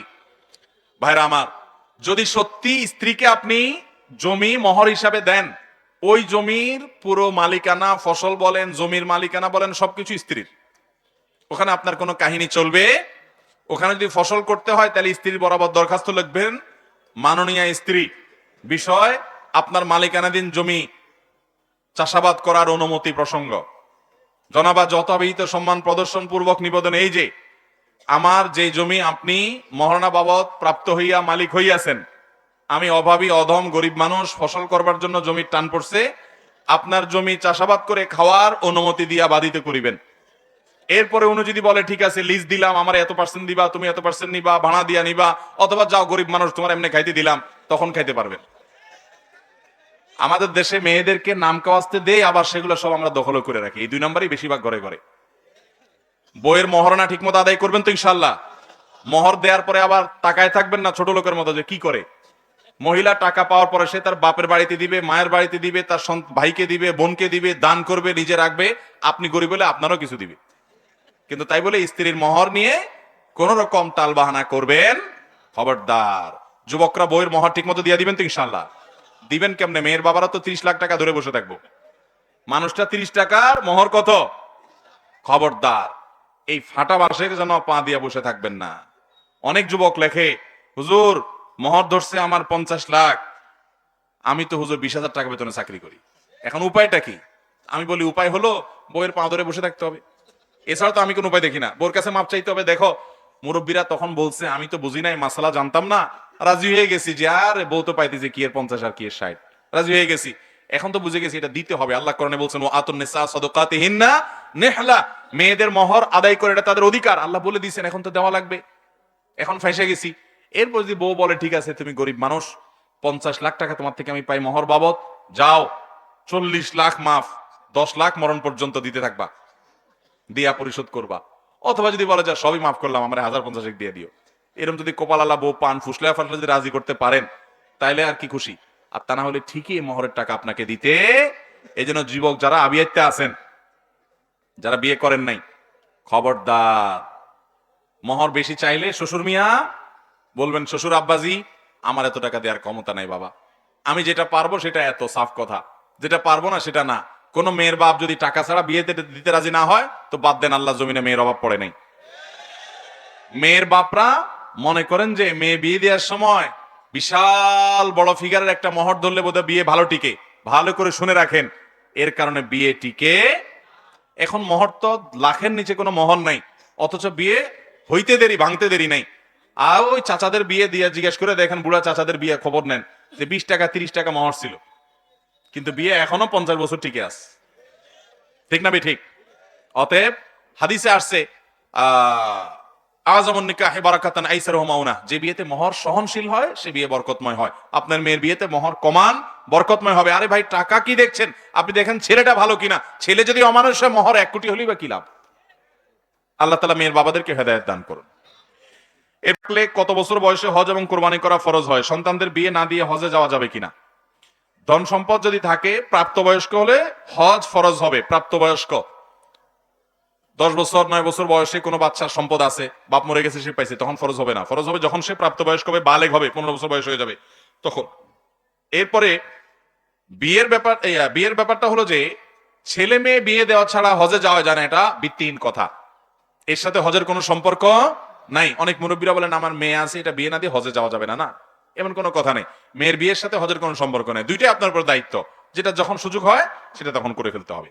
আল্লাহ তো মশা মুসলমানদের পক্ষে সৃষ্টি করেছেন, তাহলে মশা আবার মুসলমানদের কেন কামড় দেয়, এবং তাও নামাজের ভিতরে? নামাজ তো ভালো কাজ। অদ্ভুত প্রশ্ন রে ভাই। আল্লাহ মুসলমানদের পক্ষে মশা সৃষ্টি করছে, তাহলে সেই মশা আবার মুসলমানদের কেমনে কামড় দেয়? আজব কথা। মশা মুসলমানদের পক্ষে, তাহলে মাছি কি মুসলমানদের বিরুদ্ধে? মাছি কি মুশরিকদের পক্ষে তৈরি করছে আল্লাহ তাআলা? মশা আর মাছি এগুলা কোনো কারোর পক্ষ বিপক্ষ না। আল্লাহ রাব্বুল আলামিন নমরুদকে আল্লাহ তাআলা শায়েস্তা করেছেন মশা দিয়ে। এর মানে এই না যে মশা মুসলমানদের, এই জন্য মুসলমানদের হইয়া এটা মুসলমান শুধুমাত্র মুসলমানদের শত্রুদের, ওই যে সুইডেনে একটা করোনা বানা করছে, কুলাঙ্গারে যায় কামড়াবে সব, এরকম কোনো কথা নাই। বরং মশা আল্লাহ তাআলার সৃষ্টি, এটা মুসলমানরাও কামড়াবে, অমুসলমানরাও কামড়াবে, এটা মুসলমানদের পক্ষে। এটা আপনারা কে বলছে? আল্লাহ তাআলা একটা বিশেষ কাজে মশাকে ব্যবহার করেছেন। তো একই ভাবে আল্লাহ রাব্বুল আলামিন তো ফেরাউন রে পানিতে ডুবায় মারছেন, তাহলে আপনি বলবেন পানি মুসলমানদের পক্ষে, এই মুসলমানরা তাহলে পানিতে ডুবে মরবে না? এটা তো কোনো যুক্তি কথা না। অতএব এখানে পক্ষ বিপক্ষের ব্যাপার নাই। আমাদের এলাকাতে একদল লোক আছে যারা গভীর রাত মাইকে ঢোল বাজিয়ে নারী পুরুষ এক জায়গায় জিকির করে, ইসলাম শরীয়তে এটা কতটুকু জায়েজ আছে? মাইকে নারী পুরুষ একসাথে হয়ে ঢোল বাজায়, এখানে গুনাহ হয় 3টা। গুনাহ হয় কয়টা? এক হলো নারী পুরুষ একসাথে ঢলাঢলি মিশামিশি করা, এটা হারাম, এটা বেপর্দা। আপনি আধুনিকতার নাম দিয়ে এই সমস্ত কাহিনীকে বৈধ করতে চান? পৃথিবীর কোন সমাজে পাশবিক নির্যাতন, নারীর প্রতি যৌন নিগ্রহ, এগুলা থামবে না যদি বেপর্দা অশ্লীলতার সয়লাভ চলতে থাকে। আপনি পৃথিবীতে একটি জায়গা আমাকে দেখাতে পারবেন না, আপনি বলবেন ইউরোপিয়ানরা আমেরিকানরা অনেক শিক্ষিত হয়ে গেছে, আপনি দেখাতে পারবেন না যে ওদের সমাজে মেয়েরা অশ্লীল থেকে নারী পুরুষ ঢলাঢলি করে তারা সুখে আছে, তাদের মধ্যে কোনো ইফটিজিং হয় না, তাদের মধ্যে কোনো নারী নির্যাতন হয় না। প্রতিটা ক্ষেত্রে ঘরে ঘরে হয়। আল্লাহর বড় সিস্টেমের বাইরে কোনো কল্যাণ না, বিধায়টা করলে কোনো আপনার কল্যাণ এর মধ্যে থাকবে না। তাহলে 1 নম্বর হলো এখানে বেপর্দা হচ্ছে একটা গুনাহ। দ্বিতীয় হলো মাইক বাজায় মানুষের ঘুম হারাম করতেছেন, সেটা আরেক গুনাহ হলো। এমনকি ওয়াজ মাহফিলের মাইকও যদি ওই দূর দূরান্তে একজন হিন্দুর বাসার দিকে মাইক দিয়ে তার ঘুম হারাম করে দিলেন, ইসলামে সেটা জায়েজ হবে না, গুনাহ হবে? আপনার ওয়াজ মাহফিলের নামে অন্য ধর্মের মানুষকে কষ্ট দিলে সওয়াব হবে না, গুনাহ হবে?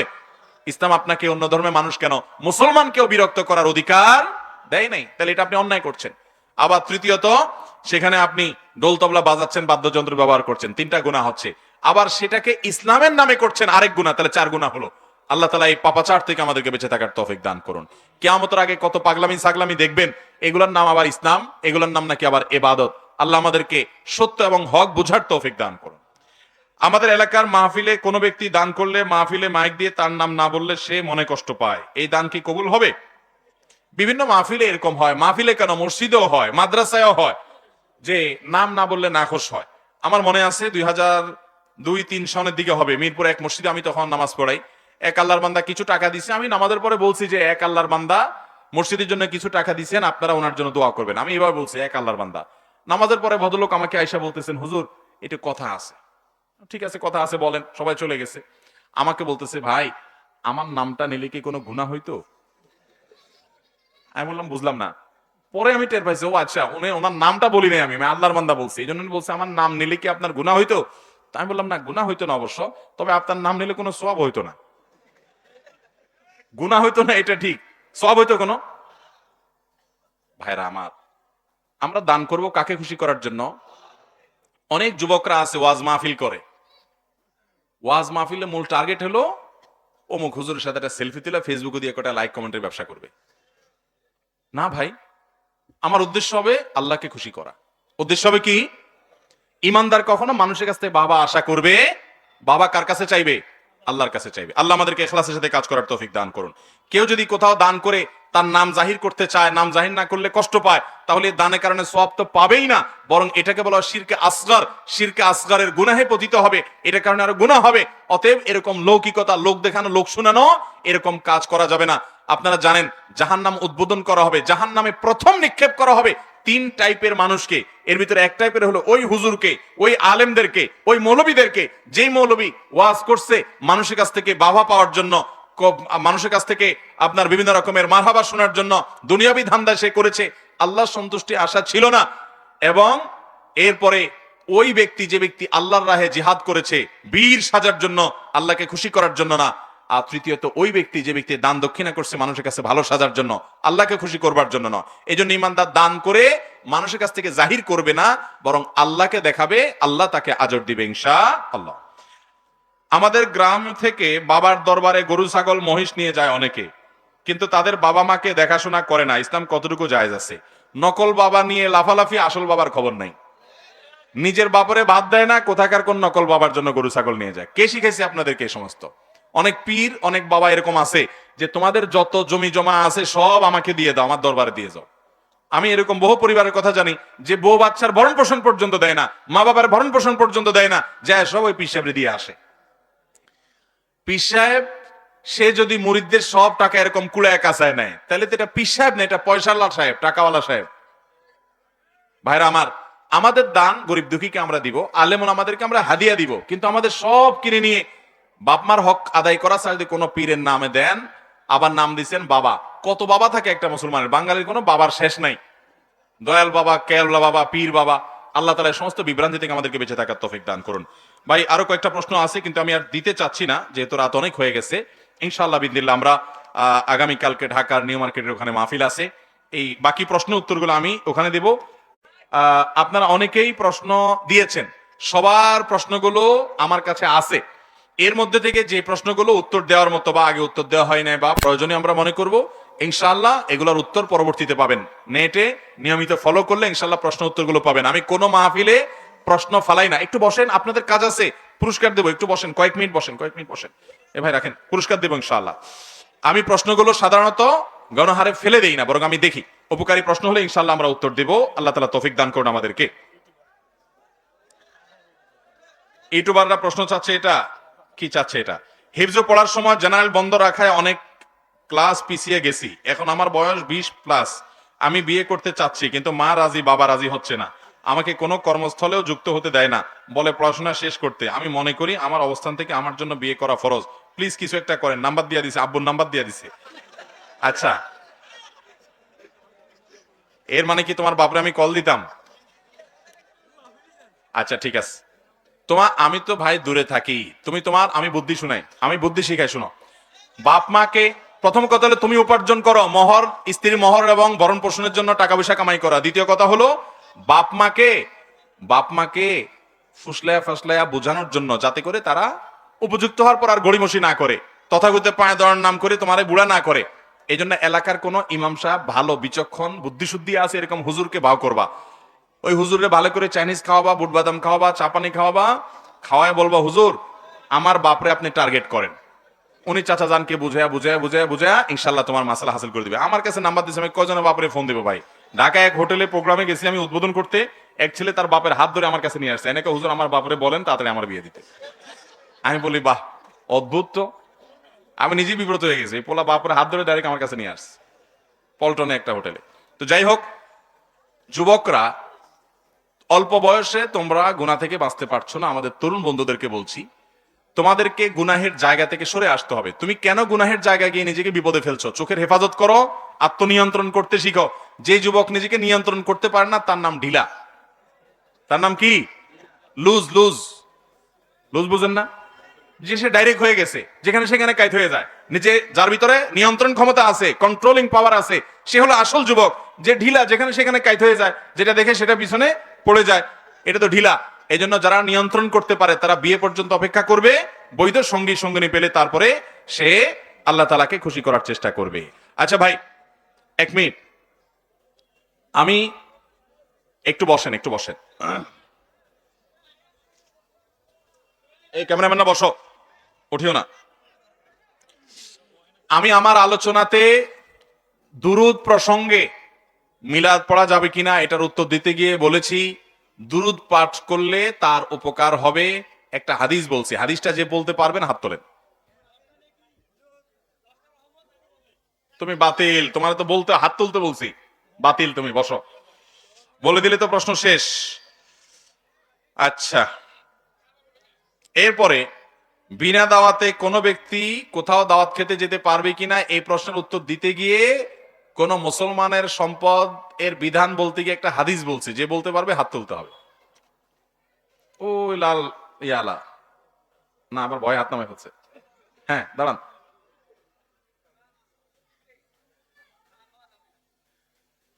হাদিসটা অর্ধেক অর্ধেক হয়েছে। হ্যাঁ, আরেকজন হাত তুলছে, আপনি বলেন দেই।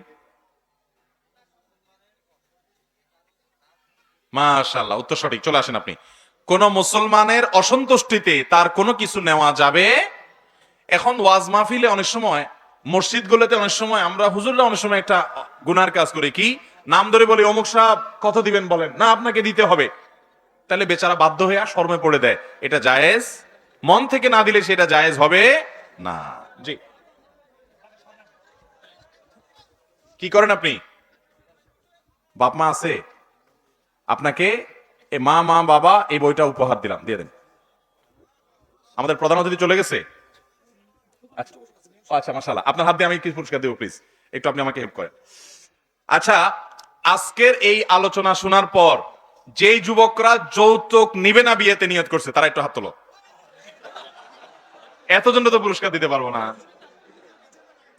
আচ্ছা, নামাও নামাও, এটা হবে না, এটা হবে না, হাত নামাও, হাত নামাও। আমি আমি অন্য পয়েন্টে যাচ্ছি, নামাও।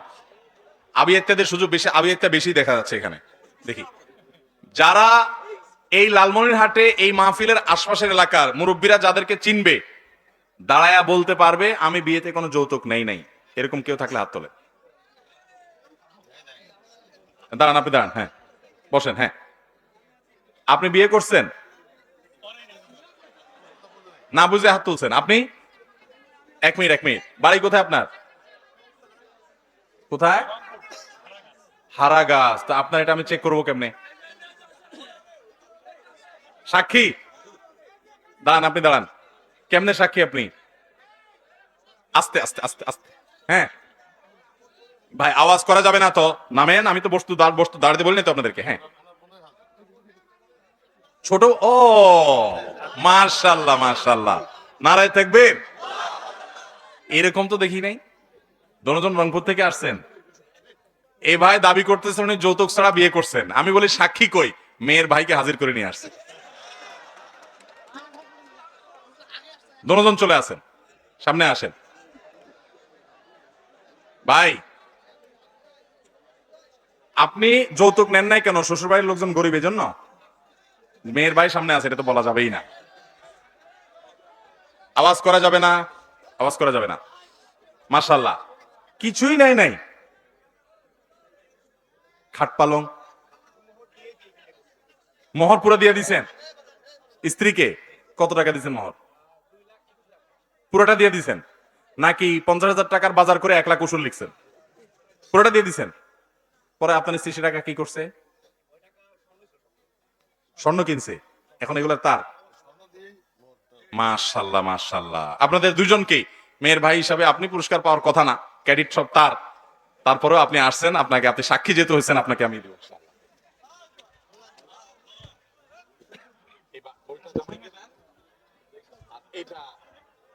মেয়ের বাইকে দেন।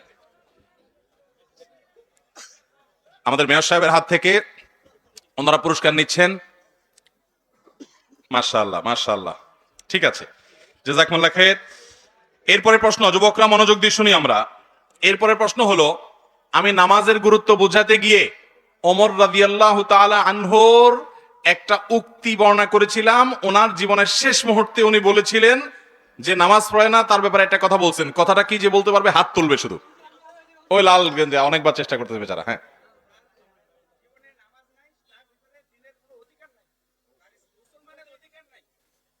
পুরা হচ্ছে না, 70-80% যাচ্ছে কাছাকাছি। না না, বেচারা একটু ট্রাই করুক না, দেখি না। হ্যাঁ,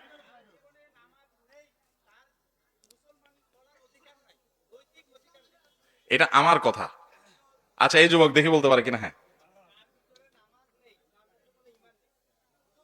এইটা ওমর রাদিয়াল্লাহু কথা, এটা না। হ্যাঁ, স্টেজে বল। মাশাআল্লাহ, উত্তর সঠিক। যার নামাজ নাই ইসলামে তার কোনো অংশ নাই। আপনি কি করেন? আপনি কি ভলান্টিয়ার, মাহফিল কমিটির লোক? আসেন আসেন, চলে আসেন। আপনি মেয়র সাহেবের হাত থেকে পুরস্কার নেন। আমার লেখা বই, দোয়া, সকাল সন্ধ্যার দোয়া এবং জিকির। ওদিক দিয়ে যান। আচ্ছা, মাশাআল্লাহ